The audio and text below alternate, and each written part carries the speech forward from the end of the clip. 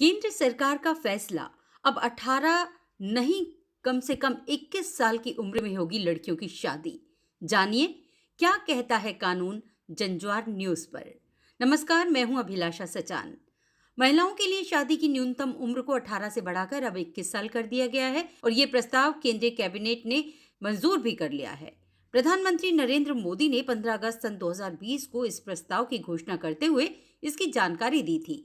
वर्तमान में देश में पुरुषों के लिए शादी की न्यूनतम उम्र 21 साल है, जबकि लड़कियों के लिए 18 साल। प्रधानमंत्री नरेंद्र मोदी ने महिलाओं की शादी की उम्र बढ़ाने के फैसले के पीछे उन्हें स्वस्थ बनाना और कुपोषण से बचाना बताया था।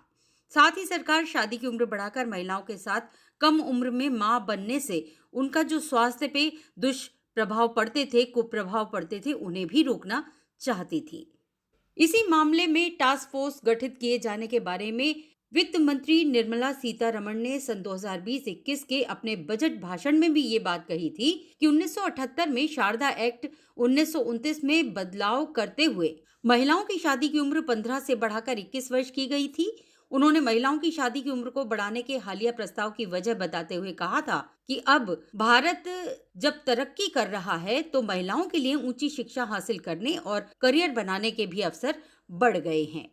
साथ ही इस फैसले का उद्देश्य कम उम्र में शादी से मातृ मृत्यु दर के बढ़ते हुए खतरे को कम करना और महिलाओं के पोषण स्तर में सुधार करना भी है।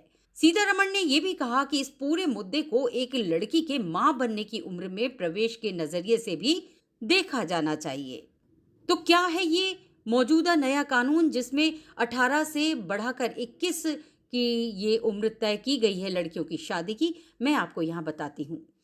केंद्र सरकार बाल विवाह निषेध अधिनियम 2006 संशोधन का कानून लाएगी जल्दी, और इसके साथ ही स्पेशल मैरिज एक्ट और पर्सनल लॉ जैसे हिंदू मैरिज एक्ट 1955 में भी संशोधन होगा। यहाँ ये भी आपको बता दें कि मौजूदा कानून के मुताबिक देश में पुरुषों की विवाह की न्यूनतम उम्र 21 और लड़कियों की 18 है। अब सरकार बाल विवाह निषेध कानून, स्पेशल मैरिज एक्ट और हिंदू मैरिज एक्ट में संशोधन करेगी। इसके बाद लड़कियों की शादी की न्यूनतम उम्र 18 से बढ़ाकर 21 साल हो जाएगी।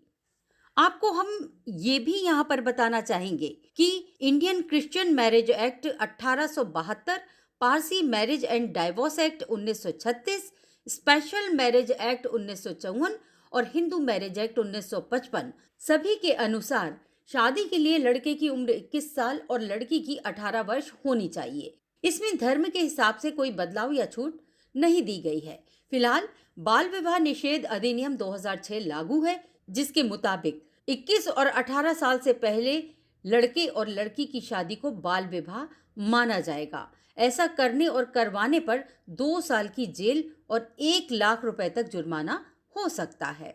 अब केंद्र सरकार बेटियों की 18 साल आयु का कानून खत्म करके इसे 21 साल करने जा रही है। तो क्या क्या बदलाव होंगे इस एक्ट में, ये भी जानना बहुत जरूरी है।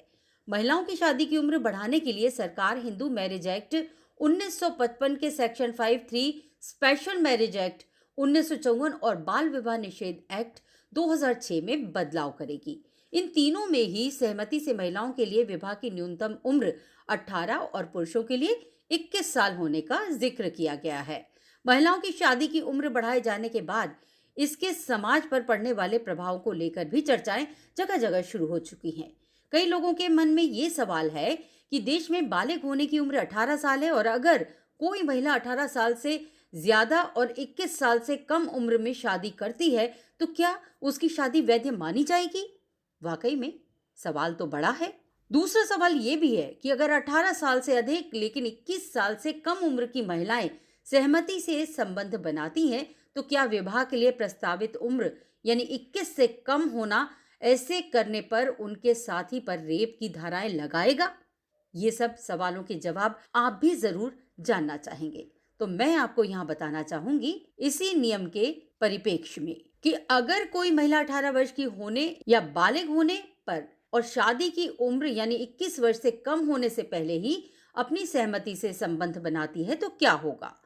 सुप्रीम कोर्ट ने सन 2006 में लता सिंह बनाम स्टेट ऑफ उत्तर प्रदेश मामले में फैसला देते हुए स्पष्ट कहा कि अगर कोई महिला बालिग है तो वो अपनी पसंद से किसी भी व्यक्ति से शादी करने या अपनी पसंद के किसी भी व्यक्ति के साथ रहने के लिए स्वतंत्र है। सुप्रीम कोर्ट कई बार ये बात कह चुका है कि दो बालिग लोग जो 18 या उससे अधिक के हों अपनी सहमति से लिव इन पार्टनर के रूप में एक साथ रह सकते हैं, भले ही वो शादीशुदा ना हो। 7 मई सन 2018 के एक आदेश में जस्टिस A.K. सीकरी और अशोक भूषण की सुप्रीम कोर्ट की बेंच ने ऐसे ही एक मामले में, जहां लड़की 19 साल की थी लेकिन लड़का 21 साल का नहीं था, ये बात कही थी कि वे दोनों बालिग हैं। यहां तक कि अगर वे शादी की व्यवस्था में शामिल होने के योग्य नहीं भी हैं, तो भी उन्हें शादी के बाहर भी साथ रहने का अधिकार है।